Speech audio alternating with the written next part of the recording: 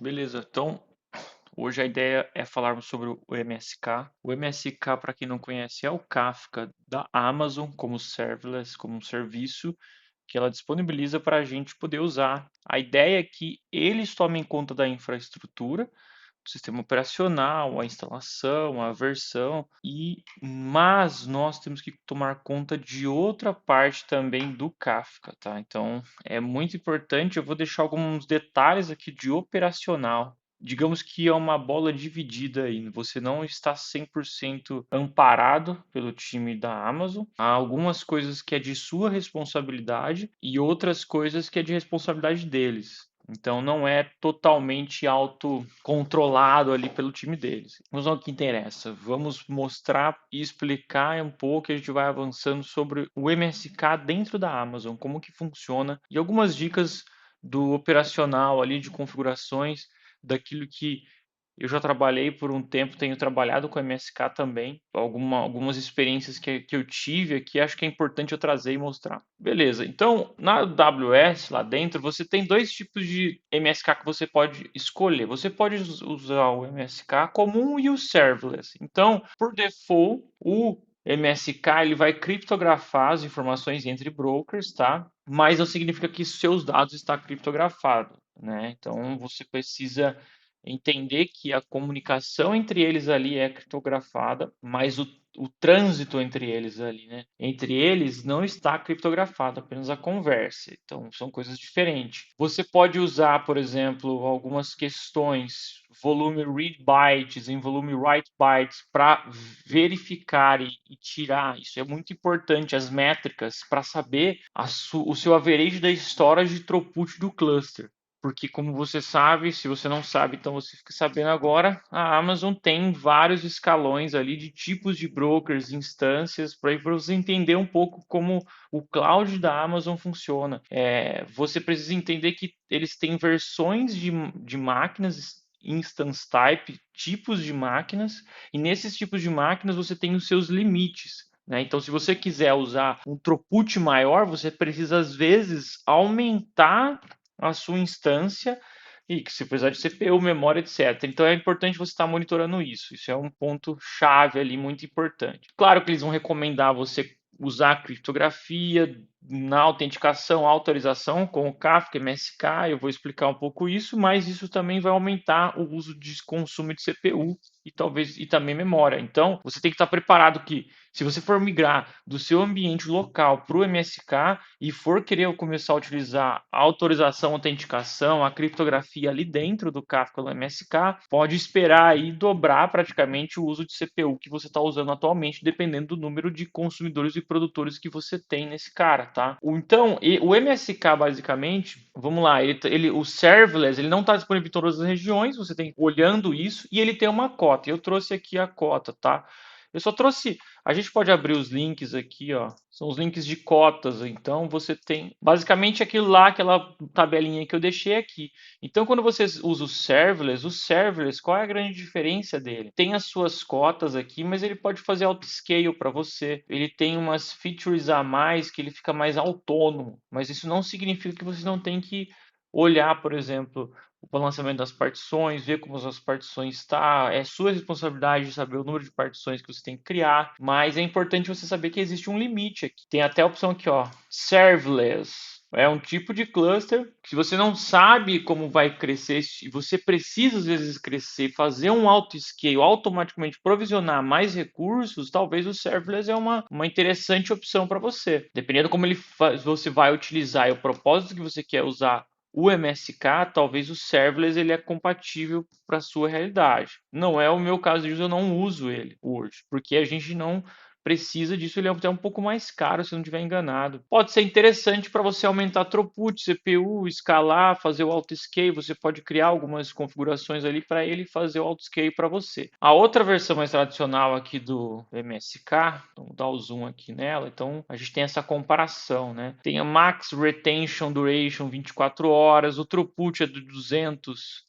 ingress e 400, ou seja, produzir 200 megabytes por segundo e egress, que é o consumidor, praticamente 400 megabytes por segundo. Então, Você precisa estar atento a isso, o número de conectores, quanto, o tamanho da mensagem que você vai utilizar. Importante, então, você estar atento a essas questões aqui, ó, o tamanho máximo do size da partição. Às vezes, para o seu cenário pode ser interessante, mas no nosso caso, no caso de uso aqui, a gente utiliza esse cara aqui. Ele também tem uma cota importante, cota aqui que eu quero deixar: 90 brokers por conta ou 30 brokers por cluster.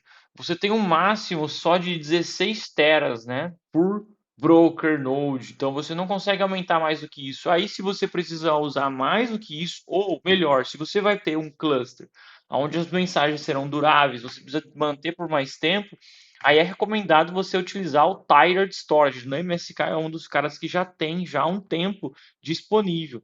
Apesar que esse Tiered Storage agora vai ser uma versão nova que saiu aí na Apache Kafka, disponível ali pela comunidade na versão 3.5. O Kafka MSK já tem disponível na versão 2.8.2. Você precisa utilizar só essa versão que está disponível na 2.8.2. Você escolhe essa versão e aí você consegue habilitar o Tiered Storage. O que é isso? Basicamente, ele vai usar o S3, os buckets da Amazon, que são storages um pouco mais baratas, para mover os dados antigos. Então, por exemplo, você vai, na verdade, você define o tempo de retenção. Então, a primeira 24 horas você pode deixar nas storages mais rápidas, nos EBS da vida dele lá, mais rápido, e dali para frente você precisa manter, não pode excluir, mas você move para Tiered Storage para economizar aí recurso de storage e não ter que ficar usando, sei lá, 16 teras ou mais. Eu já participei de um projeto, um Tiered Storage, que a gente teve que mover porque eles já estavam usando ali mais de 10 teras por broker. A forma como estava sendo utilizado o CAF no MSK era, o objetivo era 100% durável, tinha que segurar ali por um ano os dados, tá? E questão de compliance, etc., ou a estratégia da empresa. O projeto era exatamente esse, de estar utilizando Tile Storage, estar movendo, tem um caso de uso aí, depois eu posso explorar mais sobre Tile Storage, mas só comentando. Vamos continuar. Tem limite de TCP por cada broker type, de instance type, é um tipo, você precisa saber, tem várias tabelinhas, documentação da Amazon é muito boa, e geralmente quando você abre o suporte, vai conversar com os caras, eles vão te passar. Você lê a documentação aqui, nesse lado tal, tá escrito isso, aqui, escrito aquilo, mas vamos tentar ajudar. Tem uma recomendação que é esse cara aqui, que é o Non-Replica Features, que pode ajudar. Então ele te dá uma sugestão. Se você utilizar esses brokers types aqui, ó, você pode ir lá no server.properties, que é um cluster configuration que você precisa criar. Quando você cria o MSK, você precisa criar o seu cluster configuration, senão ele vai usar uma default dele lá. Então quando você utiliza as máquinas maiores da Amazon, com mais CPU, mais recurso, você pode mudar, por exemplo, essa configuração e dar a ele, né, para utilizar mais threads aqui por cada réplica que você tem, então fica um pouco mais rápido. Vai subir o uso de I/O de disco e os usos de CPU, tá? Mas você pode conseguir isso mais rápido. Lembrando que as atualizações no server.properties, ou seja, no cluster configuration, precisa reiniciar os brokers um por um, tá? Para subir as novas configurações. O update de configuração pode ele demorar 24 horas para realmente surtir o efeito que a gente precisa quando você faz alteração, tá? Nós temos essas duas diferenças e um pouquinho mais desse ainda aqui, informação importante. Se você pode usar autenticação, que são as configurações, cara, são as configurações basicamente aqui do Kafka para autenticação. São os tipos de autenticação. Você pode sem autenticação, porta 9092 e faz tudo lá. Você pode usar TLS, você pode usar vários tipos de autenticação, autorização. Importante, tá? Se você não configurar autorização e autenticação no seu cluster do Kafka, o que tem muita gente ainda que usa, não tem como você saber quem está produzindo mensagens ou não há uma forma de você entender ou parar. Então, já aconteceu, por exemplo, um cenário onde estávamos produzindo mensagens e o cara que estava produzindo mensagens de repente começou a produzir demais e começou a comer o uso da storage, não tinha autoscale configurado.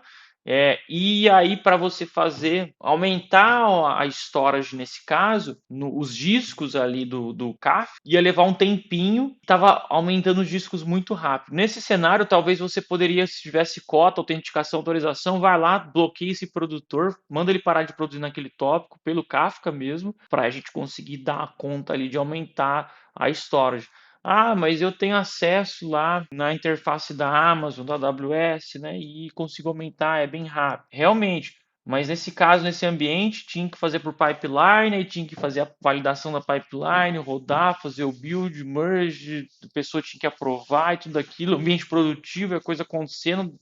Então, ou seja, vi um problema de processo que ambiente crítico, em problemas que a gente tem, até fazer o build de tudo, sabe? Autorizar a pipeline rodar, conseguir aumentar o disco, leva um tempo. E um detalhe muito importante: aumentar a storage, por exemplo, Kafka, do MSK, você só pode aumentar de novo nas próximas 6 horas. Então é importante, a hora que você aumentar a storage, não aumente pouco.